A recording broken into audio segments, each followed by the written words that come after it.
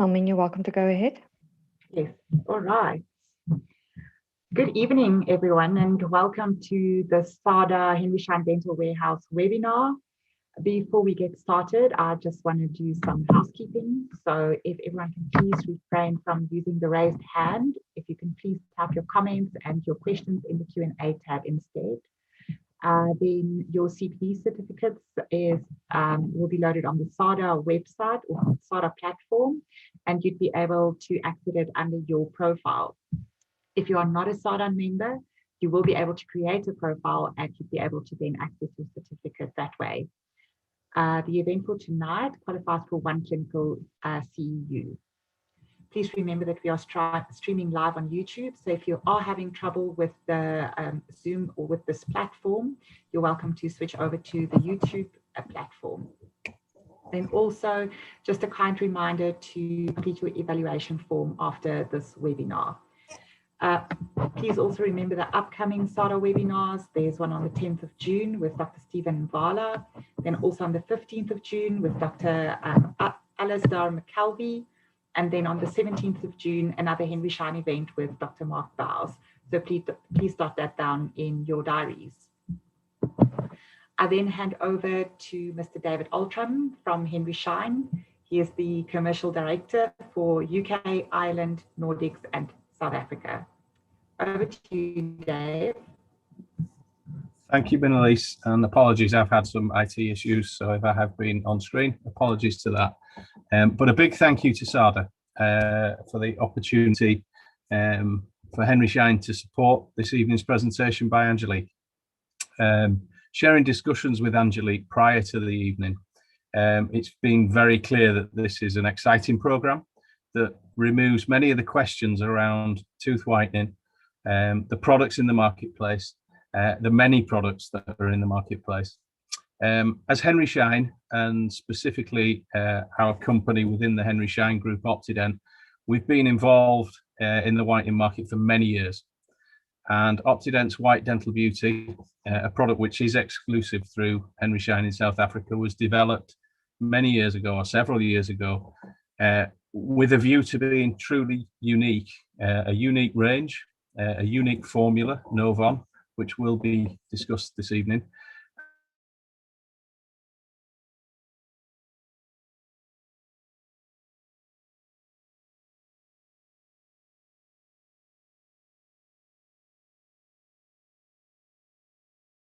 And her experience.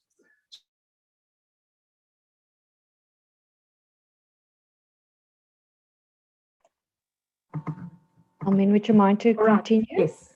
Yeah, we seem to have lost Dave, so I think he can maybe continue after Angelique's presentation, just for more detail on Optident and the product. But then I'll just continue to introduce our speaker for tonight, Angelique Kearney. So Angelique is an oral hygienist in an independent private dental practice. She's also a part-time supervisor and lecturer at the University of Wits for the oral hygienist students. She's the past Gauteng chair and president of the Oral Hygienist Association of South Africa. And she has an Advanced University Diploma in Practice Management from the University of Pretoria, a Post Grad Diploma in Health Sciences Education from Wits, and then she's also busy with her master's at Wits currently. Some of the things that you will not find on Angelique's resume is that the fact that she holds a brown belt in karate, and also that she's got her shooting license. So definitely not the type of woman that you want to mess with. Angelique, we're looking forward to see what you have for us tonight, and the floor is yours. Thanks for that lovely introduction, Elmin. And welcome to everybody. I really appreciate everybody's time tonight to take part in this webinar. And obviously, all the people of Henry Schein, Minelise, Elmin, and Heino that make this possible. And I'm going to immediately share my PowerPoint with you, and then I will turn off my video to make it easier for everybody to concentrate. So I'm just going to share my screen.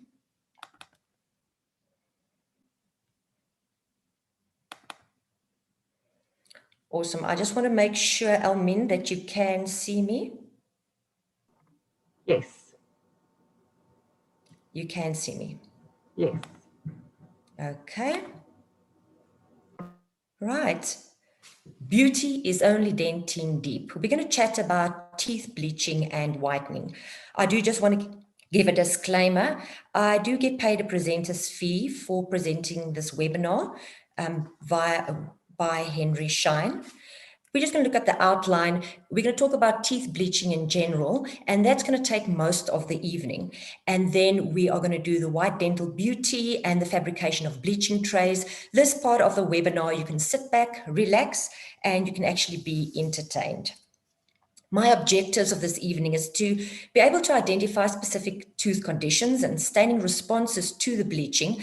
And you need to understand how it works. Is it safe? Is it efficient? The tooth bleaching agents which we use. And then what appropriate interventions can you take for a reversible tooth bleaching side effects? And there are definitely a few side effects that we have to take into consideration. So it is very important that when you take something home tonight, you actually apply it in your practices. Then I know I have achieved my goal for this evening. Marilise, can you please add the first poll for us, for all our delegates? I perform teeth bleaching procedures in my practice.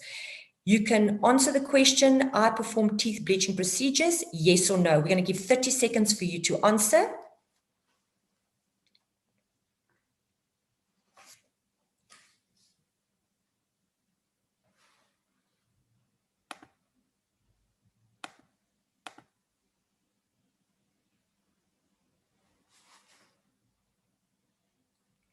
We're just waiting for about 30 seconds just to see if the poll is going to appear on the screen. There we go. All right, so there's about 76% that say yes and 24% that say no. So I'm very happy to see that there are a few of our members that haven't decided to use whitening as an added service in their practices. And hopefully at the end of tonight, you will want to do that. And it's great to have so many informed people, 76% that actually do.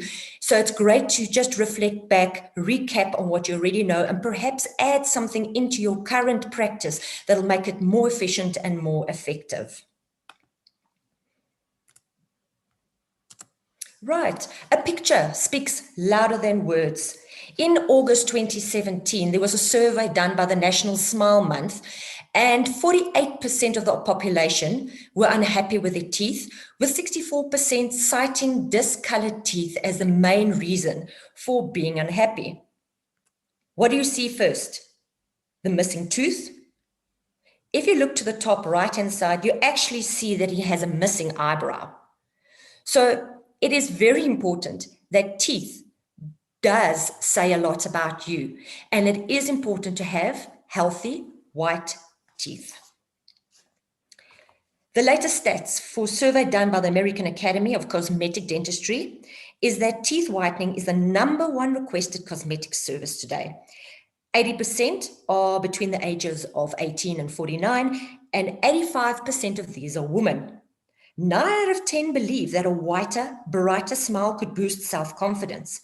And a $1.4 million has been spent in the last year for over-the-counter products.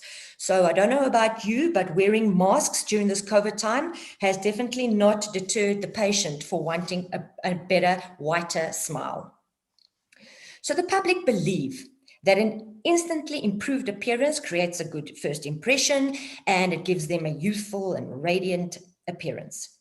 Very important to understand before we continue is that tooth whitening is not a medical procedure. You do not get healthier teeth, but you get whiter teeth. And then we have to work with the patient's expectations. They believe, well, they're bombarded with social media, Instagram, on Facebook. Wow, you can get it instantly, quickly. That is their belief. They have these high expectations. And the bottom line is, it's not that easy to get the results that they think they want.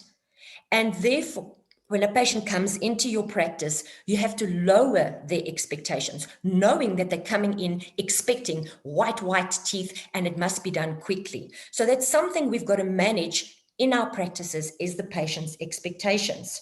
And just remember that the patient trusts you as a professional to give them the correct professional advice and treatment. You hear me using whitening versus bleaching. It's words that are interchangeable. The definition is whitening refers to the use of abrasive agents to remove extrinsic stains like your toothpastes, mouth rinses. Then bleaching involves free radicals and breakdown of pigments to whiten teeth. So bottom line, us as professionals, we're actually bleaching our patient's teeth, because we're cleaning it, we're whitening it from the inside, whereas whitening is the outside. But in layman terms, it's better to speak to a patient and say to a patient, yes, we're going to whiten your teeth.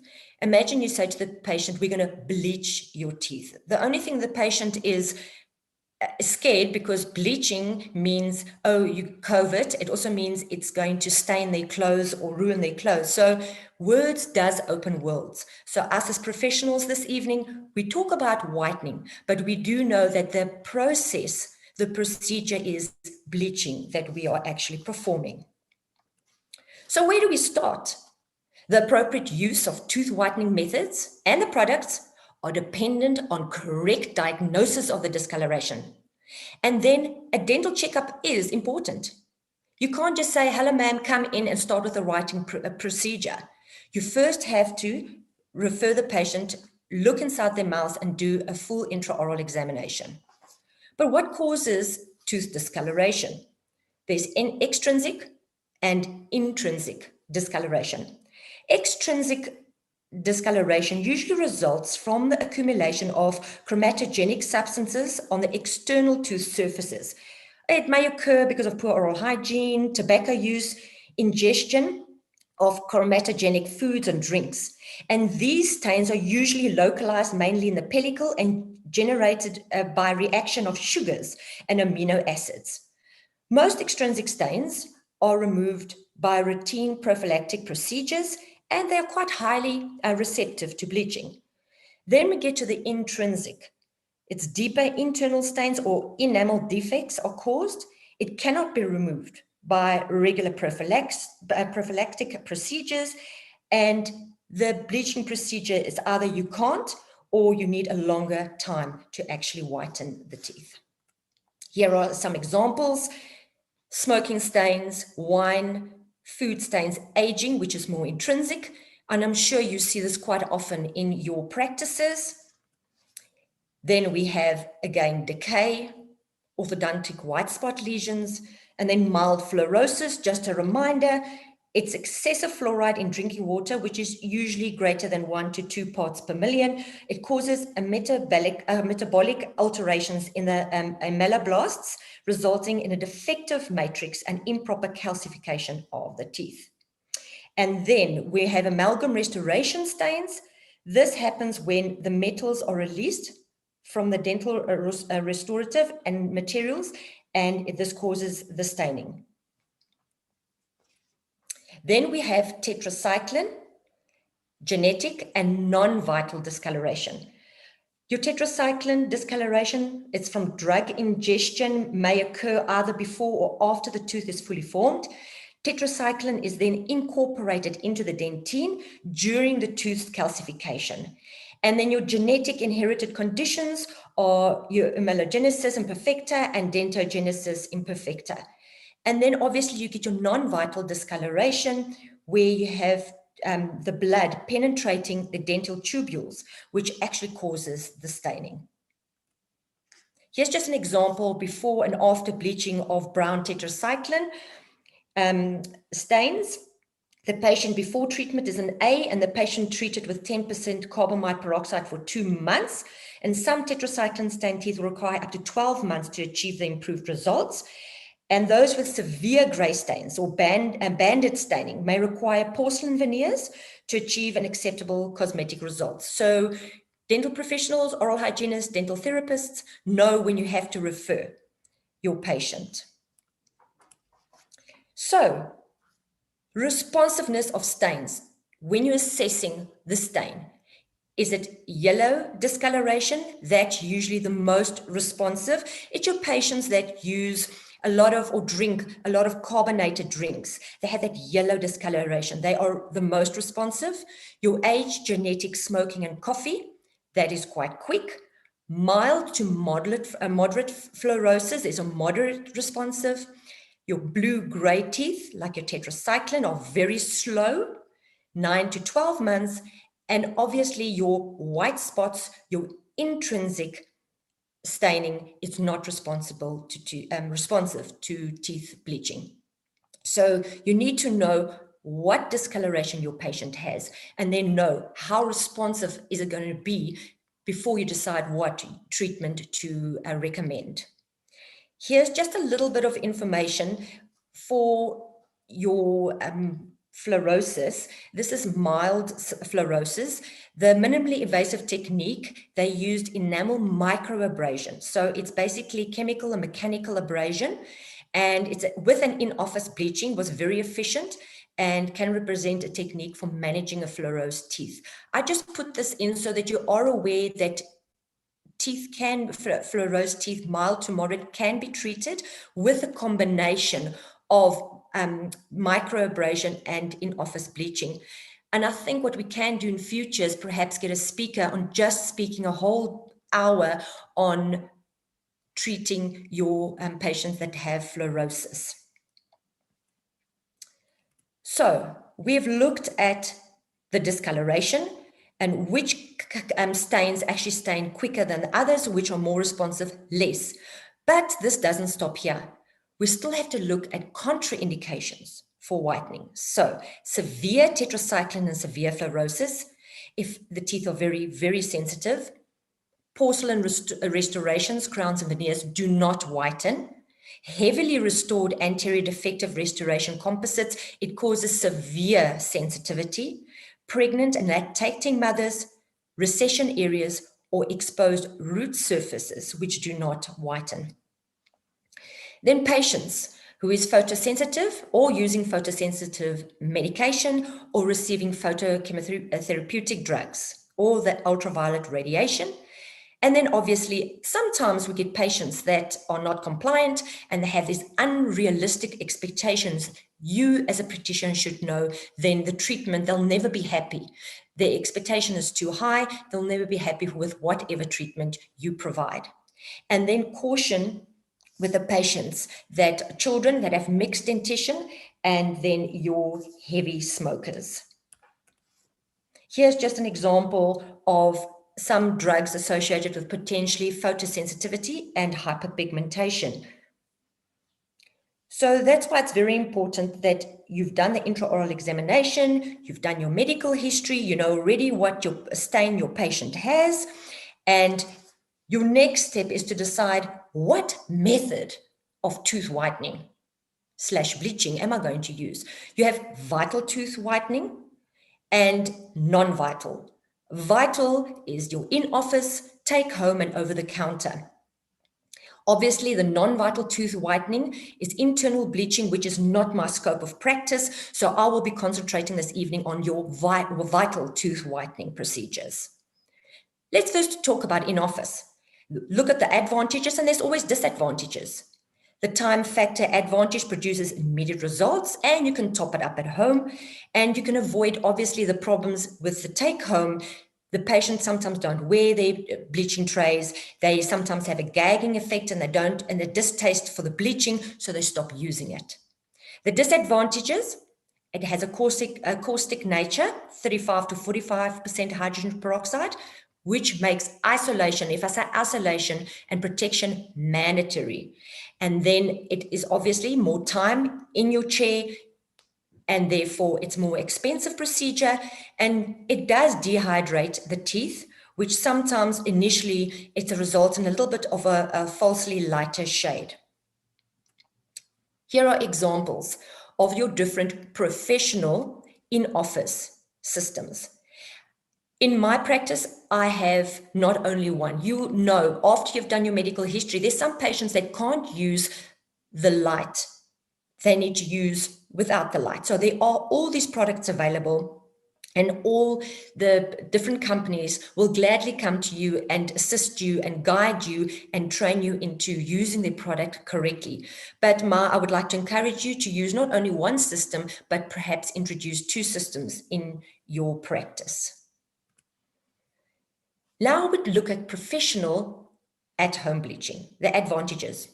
Little time is involved, it's more economical, the patient can perform the procedure on their own convenience, and then obviously you don't have to apply the rubber dam. Disadvantages, the patient must engage in the treatment, so they must be compliant, and they must also want instant results, which is not always possible.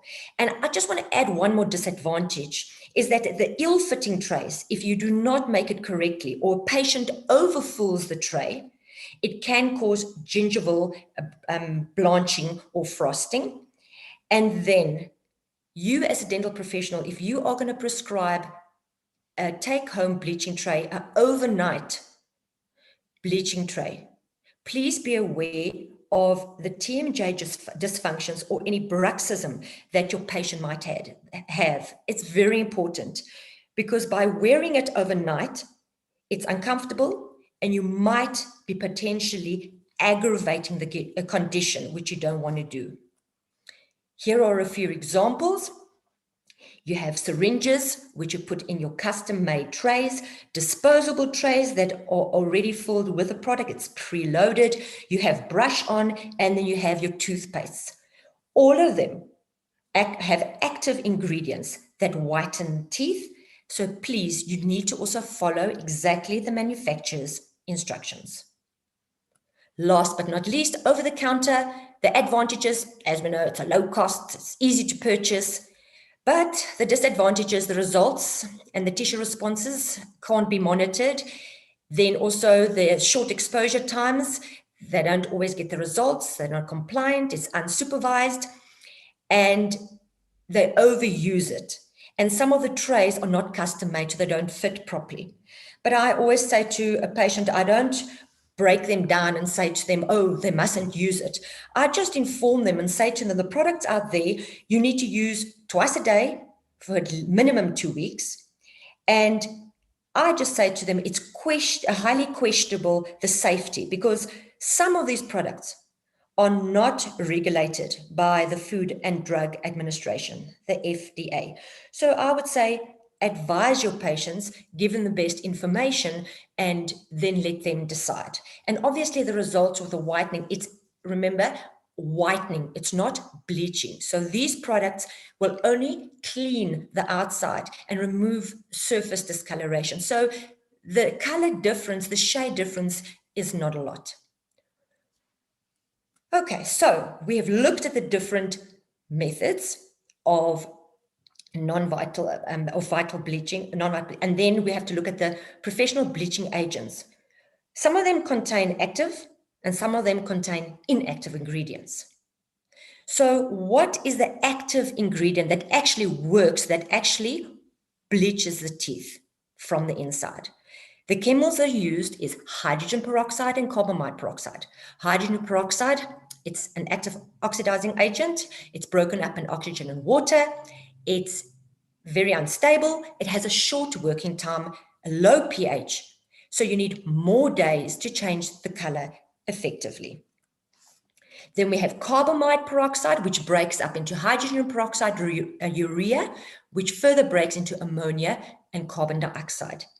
It's a slow release, it's more stable, it has a higher pH, and obviously takes fewer days, but you need more contact time. So this is just a flow chart to explain what I've just said. It's just a breakdown of your bleaching products. Hydrogen peroxide breaks down into oxygen and water, and your carbamide peroxide breaks down into hydrogen peroxide and urea, which further breaks down, as shown, ammonia and carbon dioxide. So the release time of the carbamide peroxide is compared here to the hydrogen. The hydrogen has a much shorter working time than carbamide peroxide and causes more sensitivity.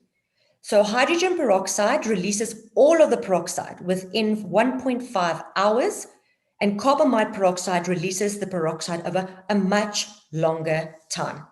So if you look at the mathematics of whitening, hydrogen peroxide is approximately 3 times stronger than carbamide peroxide. I know some of the practitioners look and they say, what does this mean? 10% carbamide peroxide, 3%, I don't understand. All you need to know is that a 10% carbamide peroxide is the equivalent of 3% hydrogen peroxide. So hydrogen peroxide is just 3 times stronger than carbamide peroxide. So now we've looked at the active ingredients. So to internally whiten the tooth, you need to actually have a product that has active ingredients, hydrogen or carbamide peroxide. But so many times there's additional inactive ingredients that's added into the whitening system.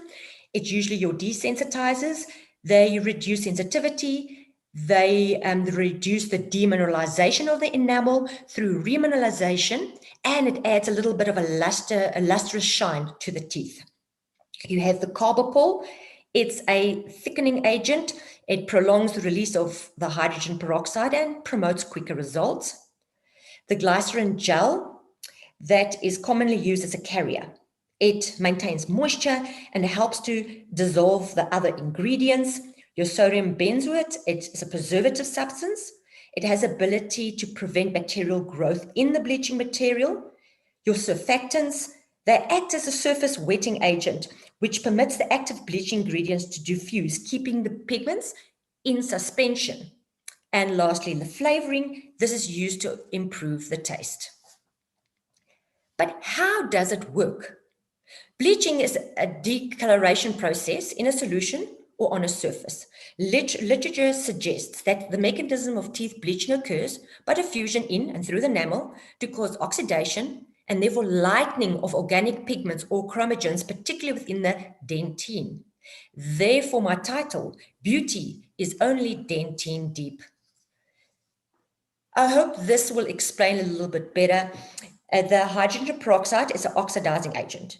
It diffuses into the tooth and producing free radicals, i.e. you've got the perhydroxyl anion, the water and the oxygen. So it diffuses through the enamel into the dentine, then the perhydroxyl anion attaches to the organic pigments, the molecules, and the carbon bonds, and it breaks it up in the dentine, leaving it the chroma and the value of the tooth looking much whiter than what it actually was. So I hope that makes you understand the process of how it actually works.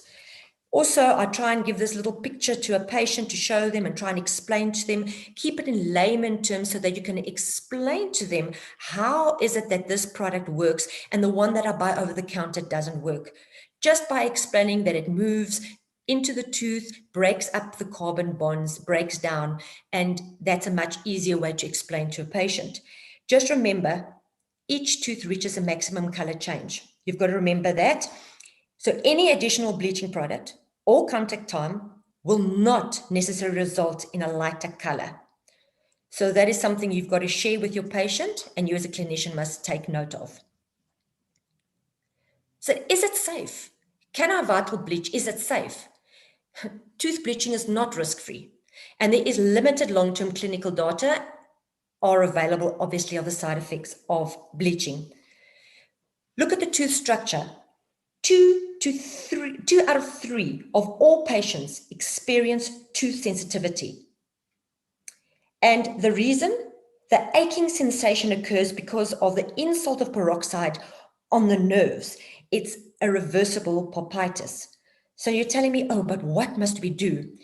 You can apply fluoride before a whitening procedure. 2% sodium fluoride and potassium nitrate, 5%, increases the enamel hardness. It does impede the flow of the material, but, this is the big but, and research also has indicated the peroxide molecules are so small, they actually go into the interstitial spaces between the tubules, and therefore the whitening procedure is still will not affect the whitening of the tooth, the efficacy of the whitening product. Then the greater sensitivity and greater color relapse, obviously a higher concentration of bleaching agent will produce more peroxide radicals for bleaching, which results in a faster whitening, but it also results in an effect of more tooth sensitivity, gingival irritation, and throat irritation, even nausea. And then just to note, pulpal necrosis has been noted, but the material was then combined with excessive heat or trauma. So the effect to the enamel of the total treatment is equivalent to 1 carbonated drink. What about the soft tissue? You can get burning, irritation, bleaching. It's very sensitive. I don't like to call it bleaching, or I call it frosting. It's a white layer that forms on the gingiva, and it's very, very sensitive. And usually it's because of the improper gingival barrier application or ill-fitting or overfilled trays. You get the burning sensation. And what I usually do is immediately when I have that burning sensation, the patient says it's sensitive, you just make sure you rinse that area very well, you rehydrate it. You can actually apply a vitamin E oil or an antiseptic ointment, which will assist and decrease the sensitivity.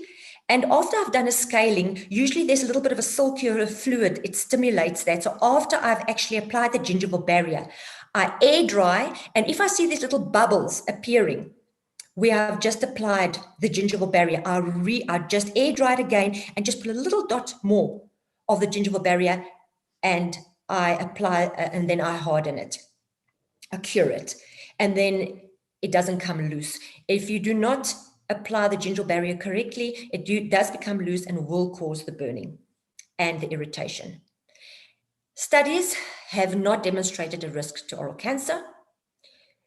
When we talk about restorative materials, there is a high mercury release, there's a solubility of some of the cements, and then there is a reduced bonding strength associated with recently bleached surfaces. I have looked in literature, and the general consensus is a person must wait between 1 to 2 weeks for the bonding procedures and for color stabilization. Systemically, accidental ingestion, small amounts can cause a sore throat, nausea, vomiting, and some abdominal pains, and then ulcerations of the mucosa, esophagus, and stomach. But obviously that is to the minimum if you're following the instructions correctly and letting the patients drink a lot of water and rinse their mouths out. Now, the mutagenic potential. Its potential of peroxide, it may boost the effect of carcinogens, of alcohol and smoking. That's why they just recommend patients to avoid alcohol and smoking during this, when they've done their bleaching. And then, as we've discussed before, certain drugs may be associated with photosensitivity and hyperpigmentation when light activated. So there are reversible side effects that you and the patients must be aware of, and you must be able to manage them. But are teeth, is it effective? What affects the efficacy of the product? The initial color of the tooth, or the results even. You need to know the initial color of the tooth, the type of stain. How long you're actually going to apply the bleaching agent. Darker teeth, we know, will take more time. We spoke about fluorosis, important. The bleaching does not change the white spots, but it lightens the background, making the contrast less noticeable. Recession, the open necks do not bleach, and translucent teeth become more translucent. And then obviously other factors that affect the efficacy is the patient's age. Over time, underlying dentine tends to darken due to the formation of secondary dentine, which is darker and more opaque than the original dentine, and when overlaying enamel becomes much thinner. Then you have the concentration of the bleaching agent, the ability of the agent to reach the stain molecule. So does it have an active ingredient? And the duration of the contact of the active bleaching agent on the tooth, the number of applications, and the temperature of the agent. If you have to leave the product in the fridge and you don't, it will affect the outcome of the results. So the bottom line is follow the manufacturer's instructions for the best results. This is a question I get asked most of the time. How long will the results last? The relapse of shade is almost immediately. As the newly bleached teeth are dehydrated, then they rehydrate. And if they continue with stain-induced activities, obviously, then it will discolor and darken again. And they need to maintain the shade between 6 months and 1 year. So it's a good recurring income if your patients come every 6 months to a year for their oral hygiene, scaling and polishing checkup, and then you can then maintain that shade of their teeth. I always say to a patient, if you gym or you on a diet, it takes a lot of effort to get to the point where you're happy with the way you look, but you don't give up going to gym and you don't give up eating correctly, because if you do, you're going back to exactly the same weight, putting weight on again, etc. So this is the same. Once you've whitened your teeth, you need to take care of your teeth, brush it correctly, floss it correctly, and then also come for your maintenance. This is just something extra I put in. There's additional benefits of bleaching. Hydrogen peroxide is antimicrobial, so it decreases biofilm, which improves the gingival health, and obviously it motivates a patient to actually want to look after their mouths correctly. And then your carbamide peroxide, it assists with caries control because of the higher pH, is bactericidal to the cariogenic bacteria. So to sum it all up, clinicians should be able to discuss the merits, risks, and the likely success of a variety of bleaching treatments with their patients in order to assist in the process of obtaining informed consent. And obviously, you will be taking before and after photos. So you need a patient to complete an informed consent form. This is very important. And if you don't have one, I am able and willing to share it with you. Most of your companies will provide you with this information, but please just make sure that in a written form, your patient is aware of the safety and all the precautions and recommendations, etc., and that they actually sign at the bottom of your form. And the instructions you need to give a patient after the whitening procedure or for take home, if they're going to take it home, bleaching trays, no colorants or lipstick, a whitening toothpaste they must please just use twice a week, not every day. They can use a desensitizing agent, a fluoride gel, some toothpaste for desensitizing, and some of your products actually come with a little desensitizing mousse that they can apply. You need to give them dietary advice. What should they avoid? Anything to drink or eat that stains a white shirt should be avoided between 24 and 48 hours. Obviously, tobacco and alcohol. And remember, they do have an additive carcinogenic effect when combined. So you can tell them to rather just avoid it.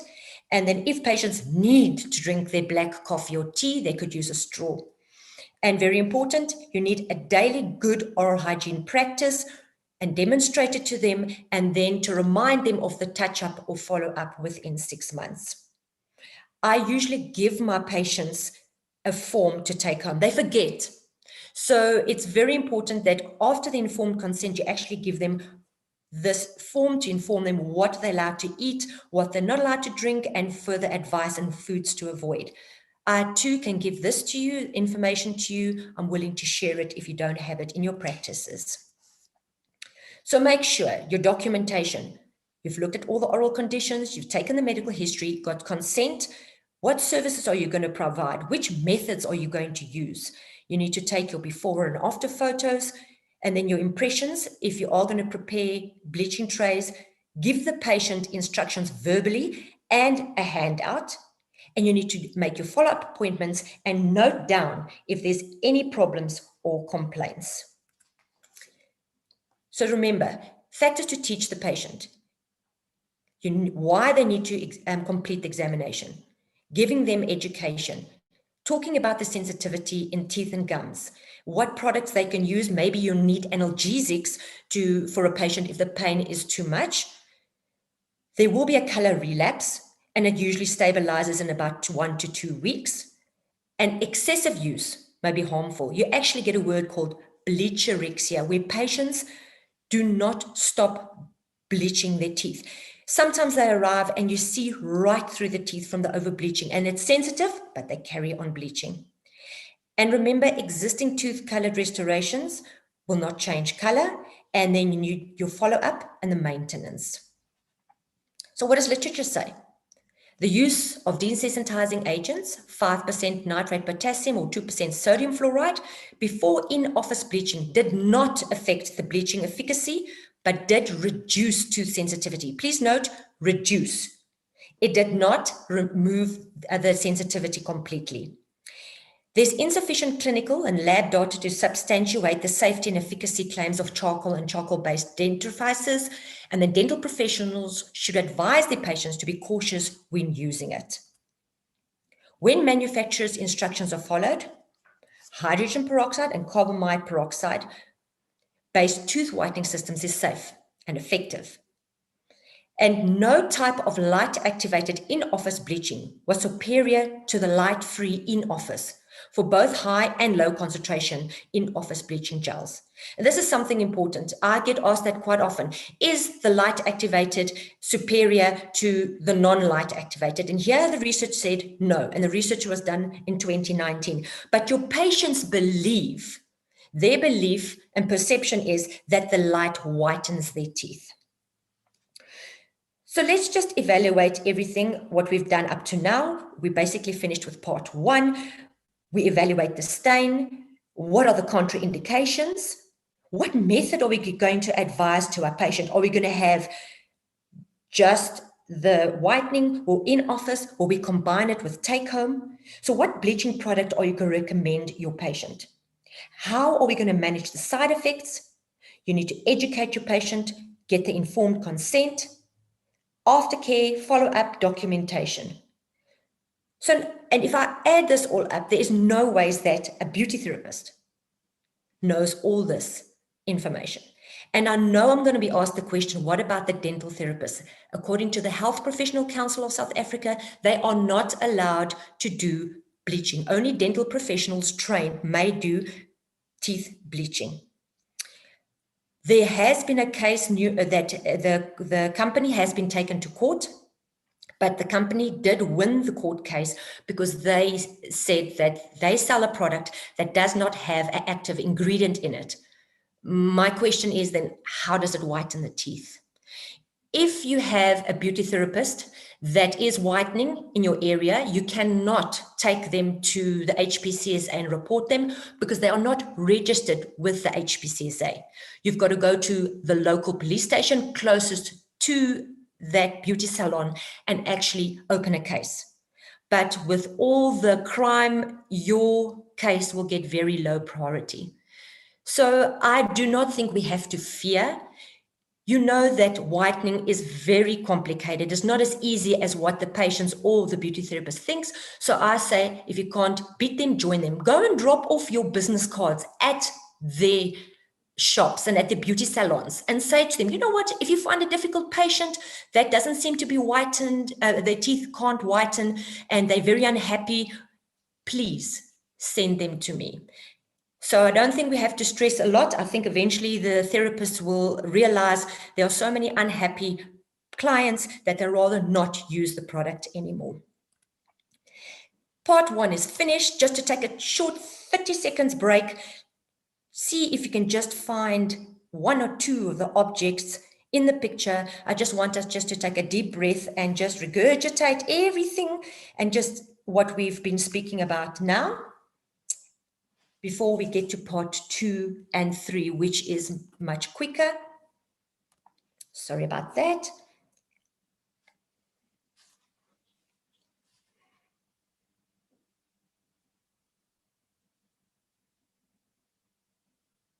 I hope you found 1 or 2 at least. Part 2, white dental beauty. So we've looked at the process of actually determining what product. You have to look at the so many things before you actually decide to use a product.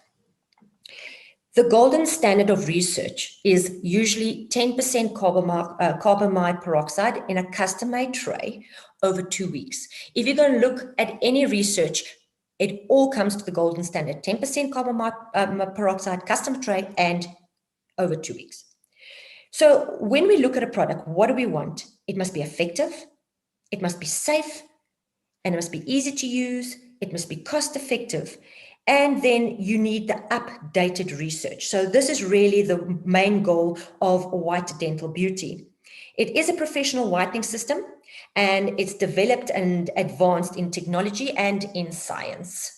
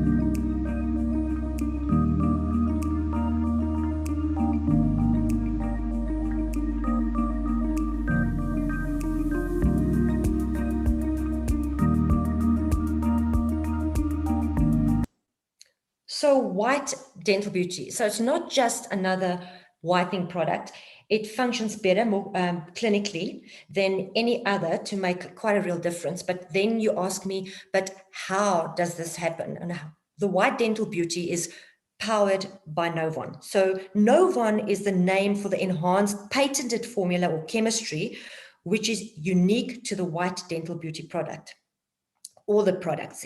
It produces an enhanced whitening effect. White Dental Beauty gels are powered by Novon, a unique active ingredient in a new generation of tooth whitening gels. All tooth whitening gels work in 4 simple steps. Firstly, hydrogen peroxide breaks down into a perhydroxyl ion and a hydrogen ion.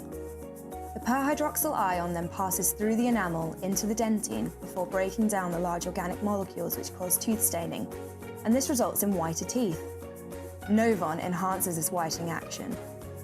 This new patented whitening ingredient comprises 3 components: hydrogen peroxide, urea, and sodium tripolyphosphate, which differentiate all Novon-containing whitening gels. But how? Novon has a pH value of 6.5, which is acidic and stable. When it comes into contact with saliva, this rises to 8.5, creating an alkaline environment where hydrogen peroxide is able to break down more rapidly, causing an enhanced release of perhydroxyl ions. And it's these perhydroxyl ions that are responsible for breaking down the large organic staining molecules that cause tooth discoloration. Novon's novel pH rise is known as a pH jump and is unique to Novon-containing whitening gels. It's also the reason why Novon technology is able to deliver a more effective whitening action, offering a similar whitening effect within a shorter time frame when compared to regular whitening gels.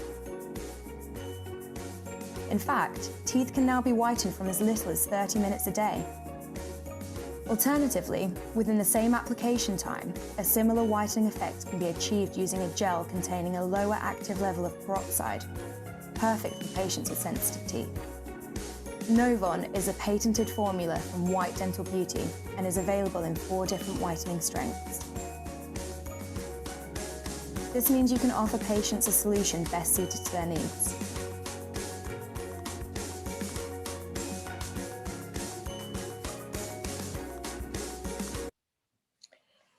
So they did an example of a research that was carried out in the Eastman Dental Institute showed that the effect of Novon has on the pH of the gel. It's a 5% White Dental Beauty with Novon whitening gel, and then compared to a 10% carbamide peroxide. And then both gels are diluted with water containing a pH indicator, as on the right-hand side screen.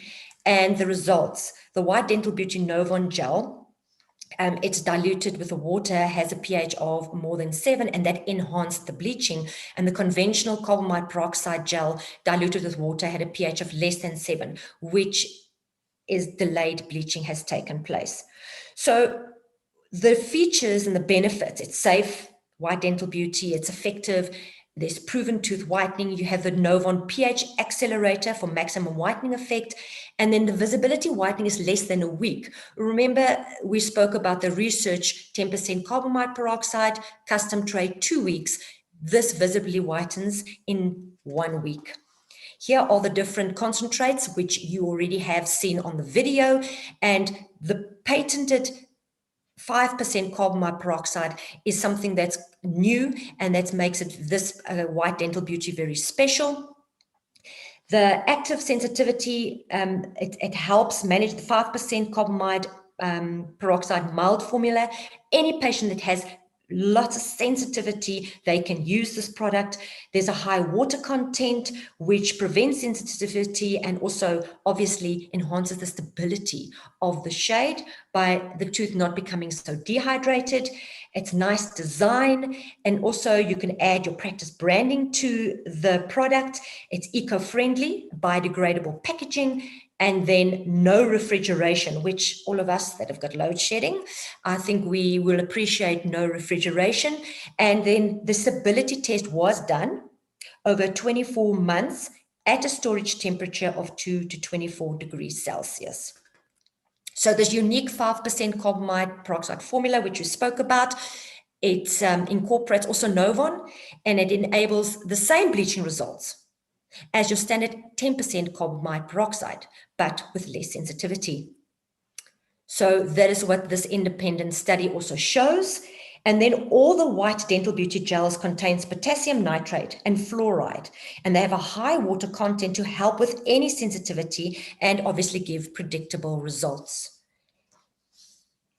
So they come as packages with kits, refills, and attractive bags, and it looks very, very professional, and it comes in 1.2 ml and syringes and 3 ml syringes.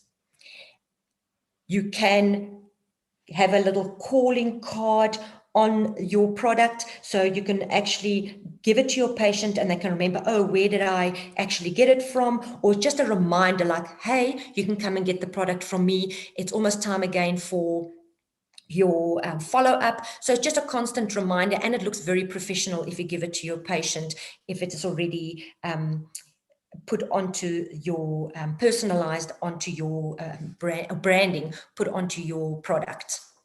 Here's a few examples with the white dental beauty.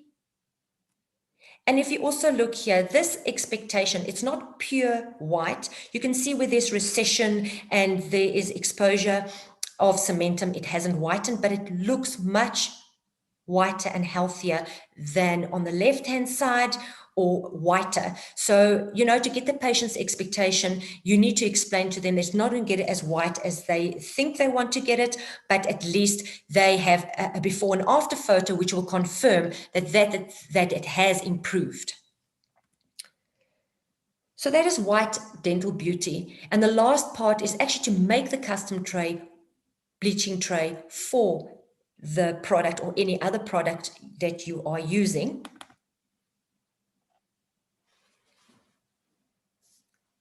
This is just a small video.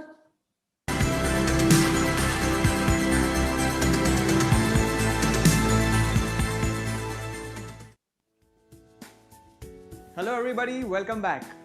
I've been getting a few questions from a lot of doctors asking me if it is possible to fabricate a bleaching tray chairside and deliver it to the patient at the same appointment.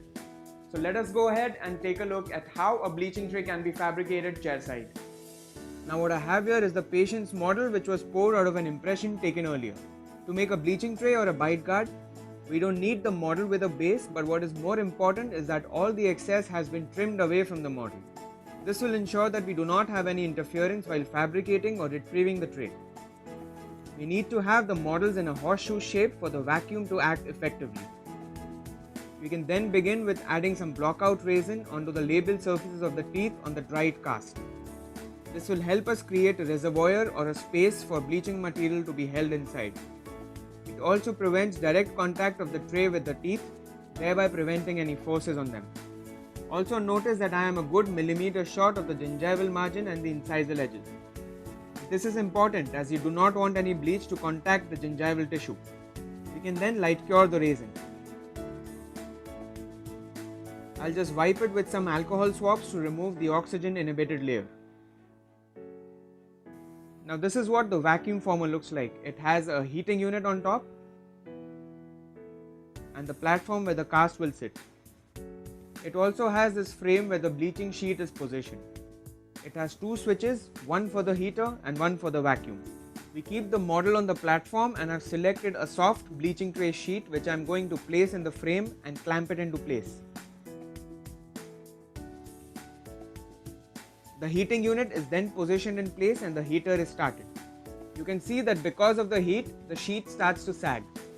Once it sags to around an inch, the heat must be turned off and it's time to start off the vacuum and get the clamp down on the cast. You can see how it is closely adapted to the cast.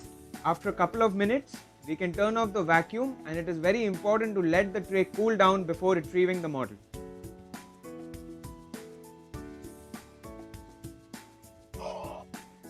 Now I'll just take a marker and mark the gingival margins on the facial aspect, and this is going to be a reference when I'm cutting the tray. On the palatal side, you can cut the tray along a straight line. Cut it along the markings with a sharp pair of curved scissors. We now evaluate the tray for any rough edges and perfect fit. The tray is then disinfected and it is ready to be delivered to the patient. The patient must be instructed to add just a drop of bleach on the facial surface. It's important to not add excess material to avoid damage to the gingiva. So fabrication, let's summarize. You need to take the impression. I always make sure that I wet the teeth before taking the impression to ensure that the teeth are not dehydrated, to take a good impression. And then also sometimes I use the lower impression tray to take upper impressions. So that helps with the trimming of the model later.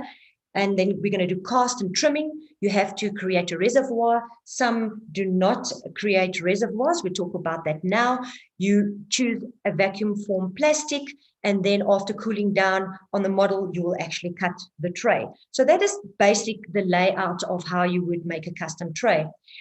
With a knife carver or excavator, I did on the cervical margin for a very tight fit. I added a little bit of a pencil mark to show you that you actually carve out with the excavator a little bit where the cervical margin, where they meet, for a little bit of a tighter fit when you're actually going to put, use the bleaching, the splint material, and when it sucks down, it actually fits much tighter and is a much better fit. Then what you do is you will actually put the block out resin and light cure it. You can create reservoirs as indicated. And the reservoirs, to me, it offers more control of the gel and also helps the patient to see where it is to be placed. But more and more have stopped using reservoirs, and the clinical evidence shows that it is possible to effectively whiten without them. So it is really up to the clinician's preference. After light curing, remember, you have to wipe off the oxygen inhibition layer, induction layer, because the inhibition layer actually, when you put down the bleaching tray or the splint material, it actually activates with the that layer. It reacts with the layer, the splint material, and then that oxygen layer gives that sandblasted look on the bleaching tray, which doesn't look very professional. You will use your ultravac, heat the element, and obviously he uses a soft tray sheet. You can choose between a 0.4 or 0.3 splint material. And then as the video indicated, it will drop 2 to 3 inches, swing away the element, put the vacuum on, pull it down, and leave the vacuum on until the stickiness disappears. Here's just a good example. And then you are cutting it out. This is a scallop tray, which is cut to about 0.25 millimeters above the gingival margin. And then very, very important, be sure to finish it correctly to reduce any gingival irritation, because sometimes your patient might have sensitivity, but it could be that the tray is not fitting correctly. After you've completed the tray, put it in a tray container so it looks very professional, and perhaps a cleaning tablet, and definitely give instructions to the patient. Tell, show, do. Tell them what they should do, show them how they should do it, and let the patient do it themselves. Don't just hand over the bleaching tray after you've made it and expect the patient to know how. You also have to add your instructions of exactly step by step, and many of the companies do assist you with that, and they give you very professional pamphlets to give to your patient for the take-home bleaching tray. Scalloped and unscalloped trays designs, like I said, scalloped trays aims to protect the gingiva and exposed root surfaces, and unscalloped trays are more comfortable and take less preparation time, and patients just need to be aware that they're not allowed to overfill. A shade guide. This is so important to always take the same tooth, a shade color of the same tooth for your base color. I use the K9, the 1-3 or the 2-3. For good records, consistency is key. Use a Vita shade guide. Do not use that little piece of paper that they put the little colors on a little piece of paper to try and see what shade your patient's teeth are. You will always use your Vita shade guide. Use the same tooth for base color, for consistency, and then involve the patient. Confirm the color with the patient, and you need to record the color as well, beginning during, and after. It doesn't matter if it's in office or a bleaching take home. With the follow-up, you have to take the color again and note it down, record it. So after 6 months, if your patient comes back, they can immediately, we compare the color and decide if they need a touch-up or they don't.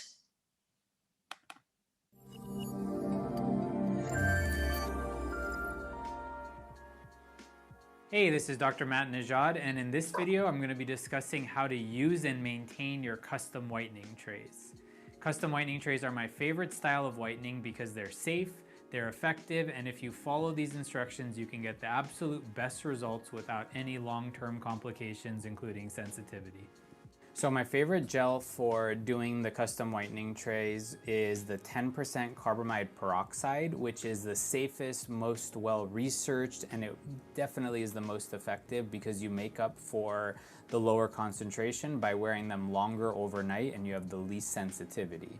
So I always recommend the 10% carbamide peroxide. And one of the most important things in custom whitening trays sounds simple, but it's the quality and the fit of your tray. And unfortunately, not all trays do this job adequately, and the design matters a lot. So as you see here, I like to extend past the gum with the tray material so I get a real tight fit and a seal that prevents the tray from being too flimsy and also prevents saliva from getting in and diluting the gel, which is really important. And the quality of that fit is what makes the custom whitening trays effective. But if you have a poor quality fit, it doesn't really matter because overnight you won't have the full duration of action.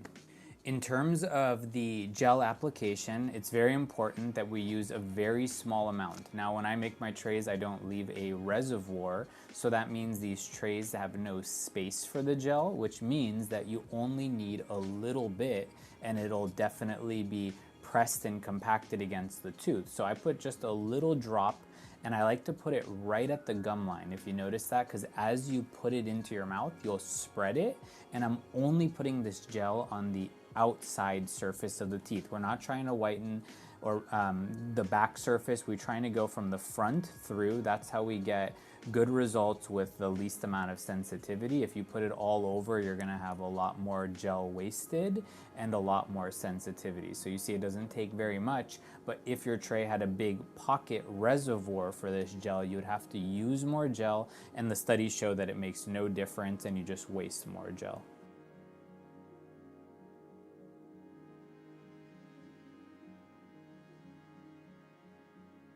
Now, placing the tray in place is also very important. So you see, as we have this and we press it in, the gel will spread around and coat the whole facial or front surface of your teeth. And you'll get a little bit that'll squish out near the gum line due to this tight fit and the way that I form the trays. Now you take a finger and you run it firmly against your gums to kind of get all that excess to squish out, but you don't want to try to lift up the tray or rinse with water. You just want to use your finger to rub any extra gel that is removed. That way you prevent moisture, water, or saliva from getting between the tray and diluting your gel. I recommend patients wear their whitening trays for 2 nights in a row with 1 night off. And I usually also recommend 5 to 6 hours of continuous wear time, preferably even 7 or 8 hours. What happens is the longer duration makes up for the lower concentration of the gel I recommend. But if you have sensitivity, you can adjust by wearing less time, or you can also do 1 night on, 1 night off. And to finish off the last slide, I did hear somebody ask last week at the RVU coding webinar with SADA about the procedure and the ICD-10 codes. The ICD-10 codes for International Classification of Disease, version 10, it's your Z41.8, and then there are all your procedure codes with their description. Obviously, the medical aids do not cover this procedure. They say it is aesthetic dentistry. And the next question is, what should I charge? It's very difficult. You can charge anything between 1,800 Rand to 8,000 Rand.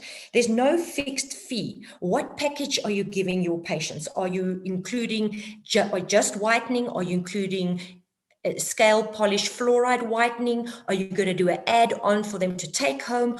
Obviously, you have to have these different packages depending on that specific patient's needs and the results that you would want. In our practice, we use the decalculate of SADA to work out our fixed fees. Marlies, can you just put the last poll on for us?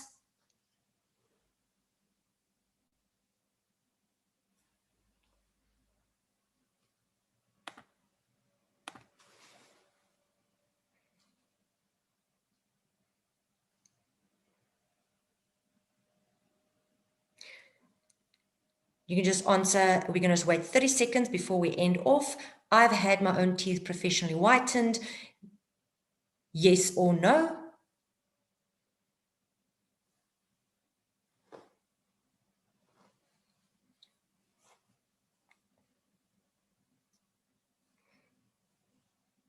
Wow, that's a big surprise. 60% no, 40% yes.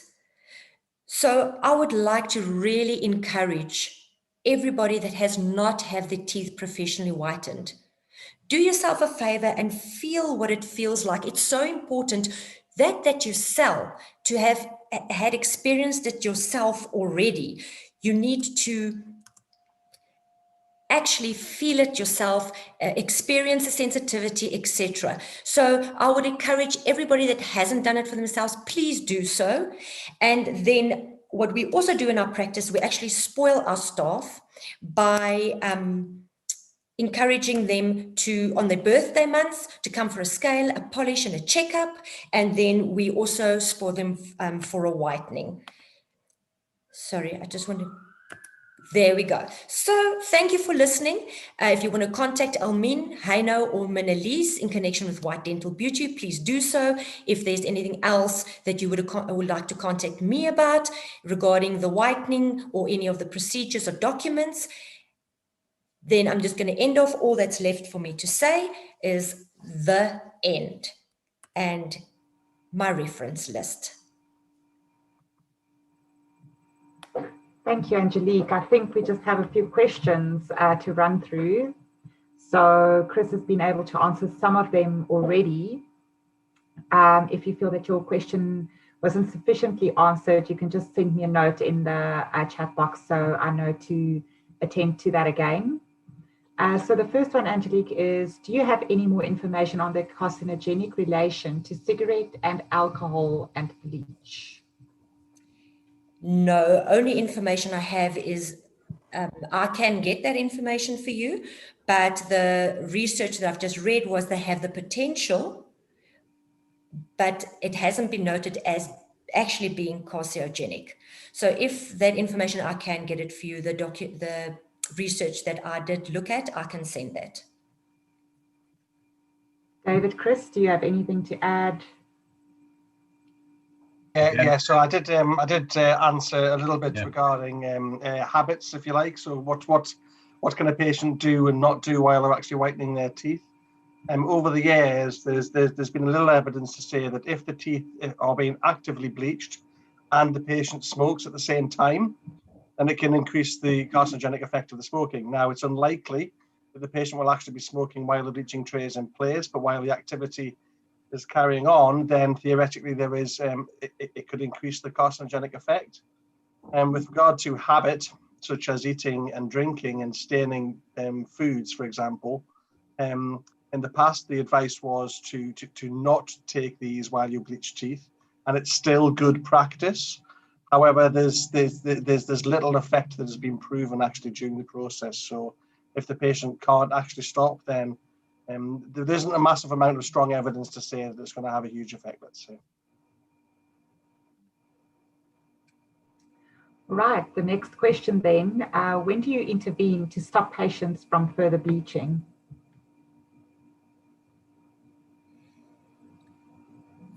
That is quite a difficult one because the intervention, they don't always come back to you to get more product. Obviously, it's easier to monitor them if they keep coming back for that take-home bleaching syringe.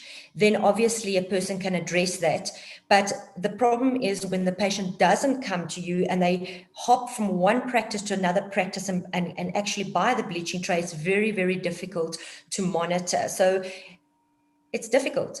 You'll have to manage the patient only if they are in your practice. You can then address it. And would you agree, Angelique, it's about managing their expectations at the start of the treatment process as well? As you pointed out, the levels of bleaching that they should expect to achieve based on the start point from the staining that we're correcting. Would you agree, Angelique? Yes. Yes. Yeah. Good. Right. So from what age do you recommend whitening? 18. That obviously the mixed dentition. You have also your baby teeth that have big pulpal chambers that could be affected by the bleaching process. And also, if it's mixed dentition, some of the permanent teeth that have erupted have not mineralized yet. That can also lead to sensitivity. So I would recommend from the age of about 18 when all the permanent teeth have erupted. If I could just add to that as well, in 2012, there was a ruling in Europe with regard to professional tooth whitening and the maximum amount that a clinician could use, which is 6% hydrogen peroxide. And as part of that ruling, they also said that the minimum age should be 18. So that's in line absolutely with what Angelique is saying.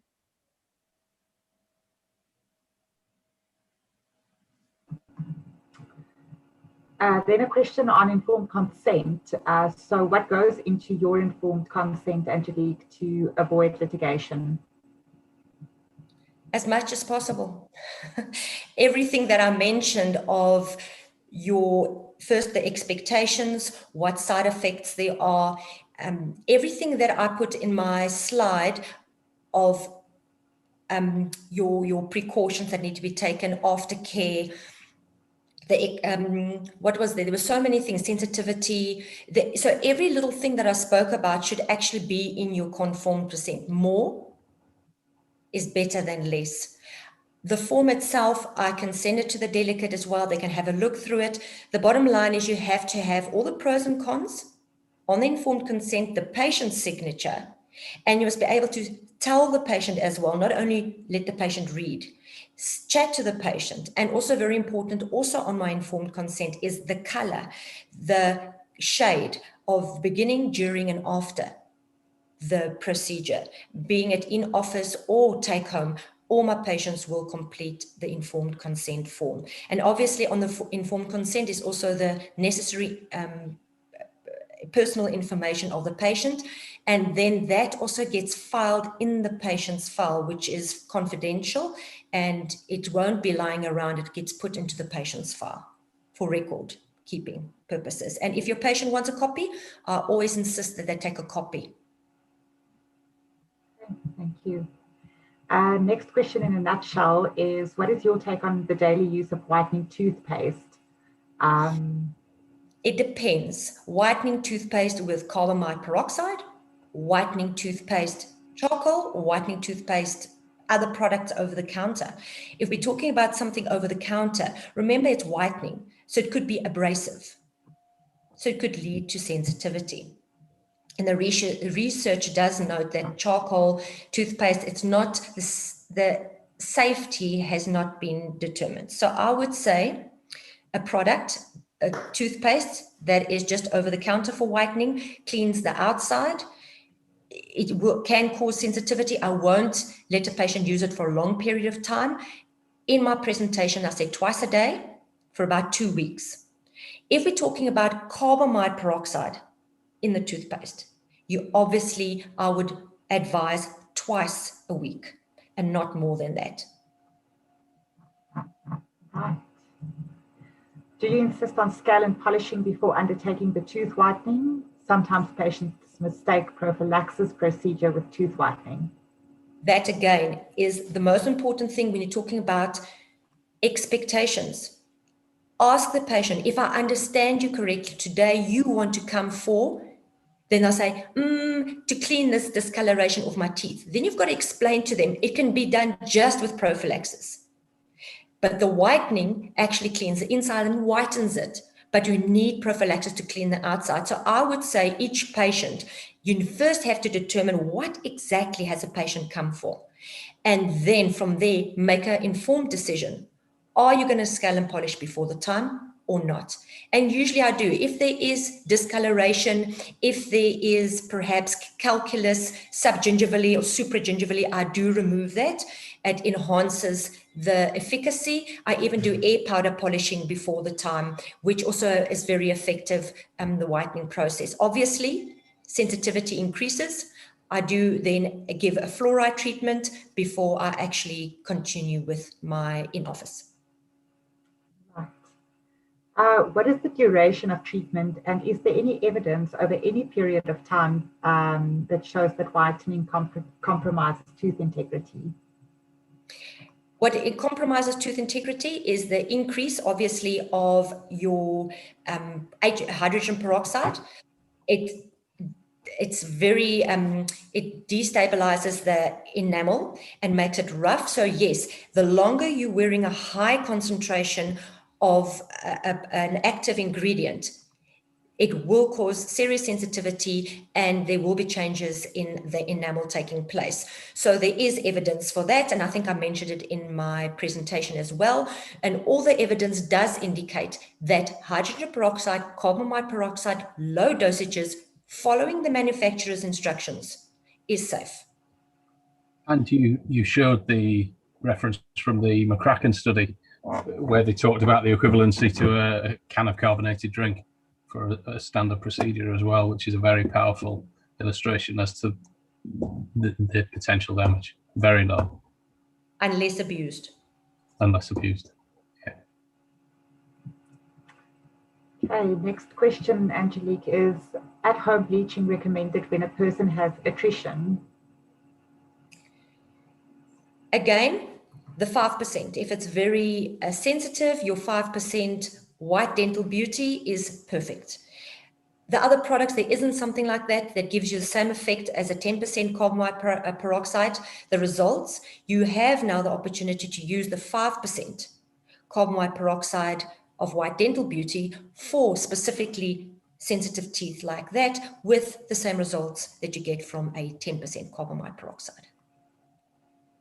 And obviously, if it's very sensitive, you can just you can just skip for 1 or 2 days and then use it again. Okay. Then what are your views on the use of 35% carbamide peroxide at home? Is it just, where do they get that from? Where do they purchase it from? First of all, that is now something that it's difficult to assess. Did this patient get it online? Did they get it from their dental professional? So I would say no. Research says it's too high. There might be possible side effects. And if it's not monitored under professional supervision, I would not advise it. Can Vaseline or glycerine be used instead of vitamin E oil for antiseptic ointment? It could be, but you need to moisturize that area. I think I would rather use something like aloe claire, which is a jelly based, I wouldn't use Vaseline because it just covers, it doesn't moisturize, it just covers that area. So no, I would rather recommend your vitamin E or perhaps a gel like your aloe claire gel that helps anything for ulcers and in the mouth. You'd rather use that type of gel if you don't have vitamin E oil. And does fluoride affect whitening? What did I say in my PowerPoint presentation? It doesn't, because it goes in between the interstitial, it goes through, doesn't go always through the dentine tubules. It's such a tiny little molecule, and it will not, if you give fluoride, it will not affect the whitening results at all. And there's a lot of research that actually states that even if your patient's using a sensitive toothpaste, you can still get successful whitening, good results. So no, it doesn't affect the whitening results. So I know you touched on the light, and you referenced the study, but they do want to know, how does the bleaching light influence tooth bleaching? It just activates the gel. So it just activates the gel, and then the process of the oxidation takes place quicker. Obviously, remember what I said, sometimes if it takes place quicker, it increases the process. It can make it more sensitivity can occur. It does whiten the teeth quicker, but then again, you must look at the concentration of the hydrogen peroxide used with the light. That's why you don't use a fly-by-night company. You get somebody in that can give you the correct training and advice, and you look at the product you're using, and they will also indicate to you what light they use for their product. And like I say, the bottom line is it only activates the product. It doesn't actually whiten the tooth itself, increases the effectivity, no. It just activates the gel. Right. And would you recommend to do a scaling a few days before the whitening procedure to prevent sensitivity? Yes. Obviously, it is great to maybe a week before your whitening process, but my experience in practice is people don't have time. They want to come in, they want their teeth scaled and polished and whitened, and then, so obviously you will explain to them that the increase in sensitivity, etc. So yes, I do believe that the sensitivity will be less if you postpone the whitening after a scaling procedure. But then again, just be aware that not all patients have time to come back again. Right. A patient has a gold inlay on 11 and wants whitening. How do you block out that tooth with a take-home bleach in a tray? With the take-home bleach, obviously the concentration is not, you first have to assess the gold itself, because is it sound or is it not? Obviously on that area, you will probably be able to put a little bit of Vaseline on that area. But if it is sound, the 10% carbamide peroxide will obviously not have a big effect on the gold itself.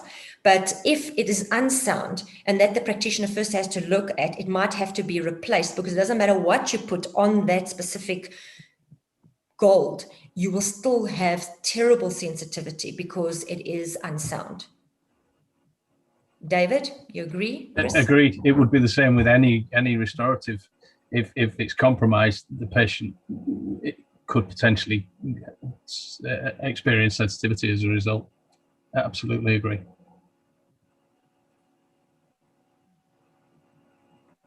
Can you inject anesthesia when a patient has sensitivity during a whitening procedure? I wouldn't recommend that. My reason is, what's the logic behind it so the patient can try and take more pain?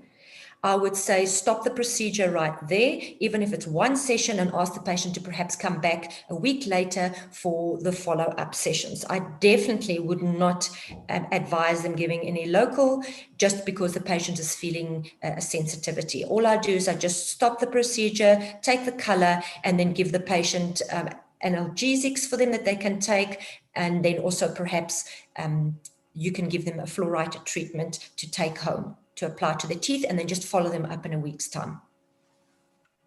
Right. So one last question. Will the 6% white dental beauty or 10% opal essence be effective for tetracycline staining in a patient with tooth sensitivity? Or what other take-home concentration can you recommend, and for how long? When you mention 12 months, is that daily for a year? That is so difficult. You first have to assess the patient and see how severe the tetracycline intrinsic staining is.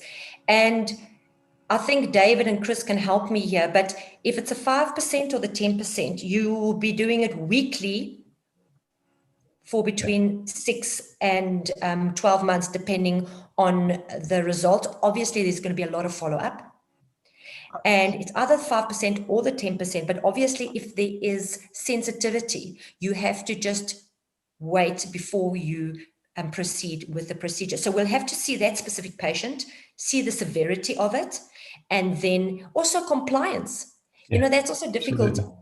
You think compliance and you say to the patient 6 months, 12 months. Some of the patients are not prepared to go that way and they opt for the veneer with porcelain, etc. And that is something that you must discuss with your patient before the time. And if they are motivated to actually take that process so long. So David, what would you suggest when we're talking about, say, mild tetracycline stains when it comes to white dental beauty? I would say if the patient has sensitivity, as Chris indicated, go with the 5%. The 5% mild would be the option. The work that was done at the Eastman by Highland and the team in 2014, I think it was, showed that the 5% with Novon, the white dental beauty 5% with Novon, was achieving similar results to a 10% carbamide peroxide from other manufacturers. And therefore they concluded that you could use a lower inclusion to achieve a similar level of bleaching to what was currently in the marketplace. So yes, very definitely, if you've got sensitivity, move towards the 5%. You won't need it from every patient, but certainly in that situation, I would absolutely agree, Angelique, 5%. It'll be weekly. You'll have a week and then you'll assess. Yeah. And take a break and a week and assess again. So the whole secret is actually keeping in the safe levels in the prescribed manner. If it's 5% or 10% carbamide peroxide, the bleaching trays must fit correctly. It must be 2 weeks. Your 5% will be, or the 10% in white dental beauty will be a week. So I think you've got to follow the manufacturer's instructions and then recall the patient and then make a call from there every week or every month. And as you've said, the patient has to be compliant. The patient really has to be compliant. If I can just add to that as well, it's actually, it follows up with what David's saying as well, is that in some respects, when you're talking about a patient with sensitivity, if a patient experiences sensitivity during the treatment, to try and convince them to then move down a level of peroxide is more difficult than moving somebody up if they're not experiencing any sensitivity. So with white dental beauty, it's a unique product in so much as we have 5%, which nobody else has. So I would absolutely start them there. And then if they were not suffering from any sensitivity at all, then you have the option, if you want to then move them up a level of percentage, which is easier to do than moving them down, that's for sure.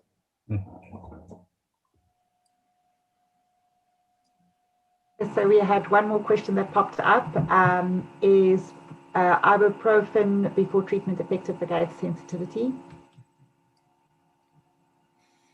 It'll only be sensitive, obviously, for the period of time that ibuprofen works. It'll be, 4 hours or so.